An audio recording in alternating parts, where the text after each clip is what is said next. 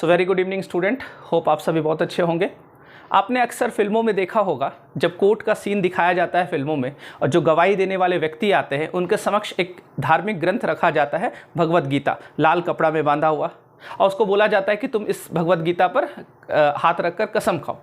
तो वो व्यक्ति क्या करता है, वो कसम खाता है कि मैं गीता पर हाथ रखकर कसम खाता हूँ कि जो कुछ भी कहूँगा सत्य के सिवा कुछ ना कहूँगा। ये अक्सर आपने फिल्मों में देखा होगा।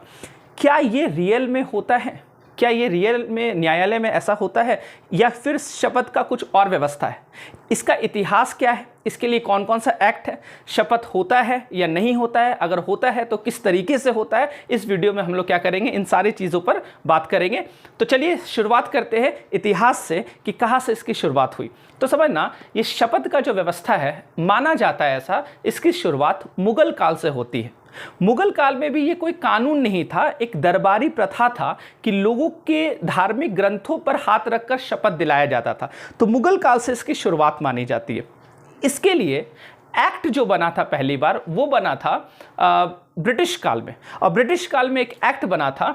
उस एक्ट का नाम था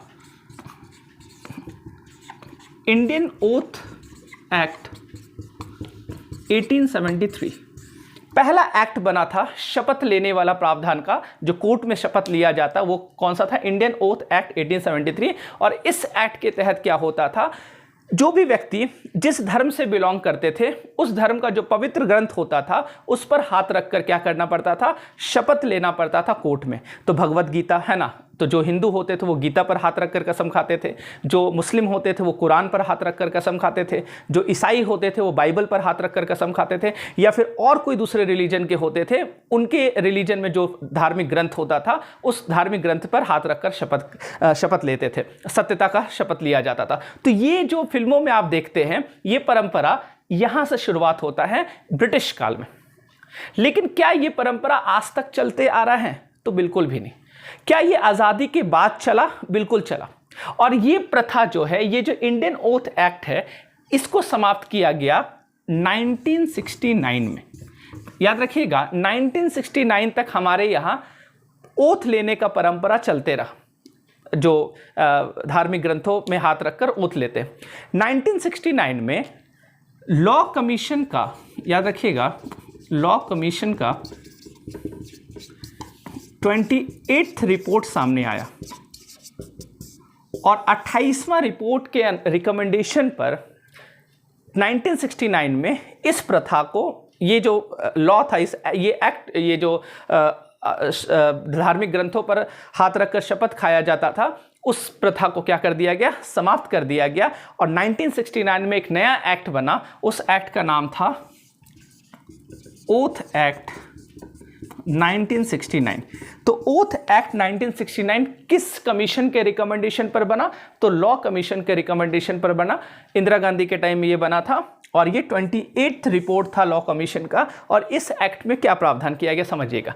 इस एक्ट में, जो इंडियन ओथ एक्ट 1873 का था, इसके तहत जो धार्मिक ग्रंथों पर हाथ रखकर शपथ दिलाया जाता था, इस ये नियम को पूर्णतः क्या कर दिया गया? समाप्त कर दिया गया। अब बोला गया इस एक्ट में कि अब कोई भी धार्मिक ग्रंथ पर हाथ रखकर शपथ नहीं दिलाया जाता है। तो अब जो फिल्मों में दिखाता है, याद रखिएगा, अब वर्तमान में ऐसा कोई भी प्रावधान नहीं है।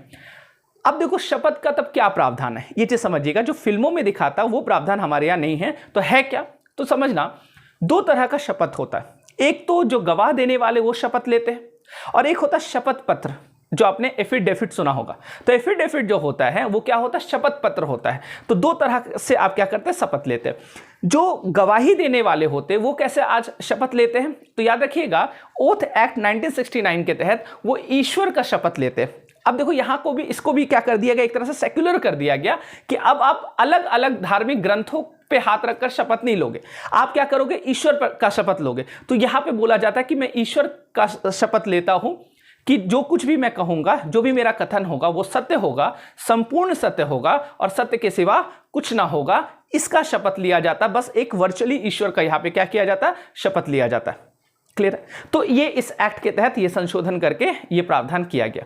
अब देखो, इसमें कुछ ओथ एक्ट 1969 में अपवाद भी रखा गया है। और अपवाद क्या है? अपवाद ये है कि अगर कोई बच्चा जिसका उम्र 12 वर्ष 12 ईयर का है या इससे कम है, तो उसके लिए वो अगर कोई गवाही दे रहा है तो उसको शपथ नहीं लेना, वो शपथ नहीं लेता है। तो इसके लिए शपथ का प्रावधान नहीं रखा गया। ऐसा इसलिए किया गया ताकि, क्योंकि माना गया कि बच्चा जो होता है वो भगवान का क्या होता है, रूप होता है, इसलिए बच्चे को शपथ नहीं दिलाया जाता। तो ये प्रावधान जो है ये 12 वर्ष से ऊपर के लिए ये प्रावधान होता है। तो मेरे ख्याल से ये क्लियर हो गया होगा। और अगर आप कॉन्स्टिट्यूशन पढ़िएगा तो फंडामेंटल राइट में आर्टिकल 20 क्लॉज 3 जो है उसमें लिखा गया है कि प्रोटेक्शन फ्रॉम सेल्फ इंक्रिमिनेशन, कि मतलब खुद के खिलाफ ही गवाही देने के लिए आपको बाध्य नहीं किया जा सकता। तो एक ये भी अपवाद है कि किसी भी व्यक्ति को खुद के ही खिलाफ गवाही नहीं दिया जा सकता, मतलब वो खुद के खिलाफ गवाही नहीं दे सकता, मतलब उसके लिए बाध्यता उसको नहीं किया जा सकता। ये कॉन्स्टिट्यूशन का आर्टिकल नंबर 20 क्लॉज 3 में इसका प्रावधान किया गया। क्लियर है। अब कोई व्यक्ति अगर ओथ ले लेता है, शपथ लेता है, और शपथ लेने के बाद झूठ बोलता है, मतलब वो सत्यता का शपथ लिया, लेकिन रियल में बाद में पता चला कि वो जितना बात बोला उसका जो स्टेटमेंट था, कथन था, वो क्या था, असत्य था। तो उसके लिए क्या प्रावधान किया गया? तो उसके लिए आप पढ़िएगा कि आईपीसी का एक धारा है, सेक्शन नंबर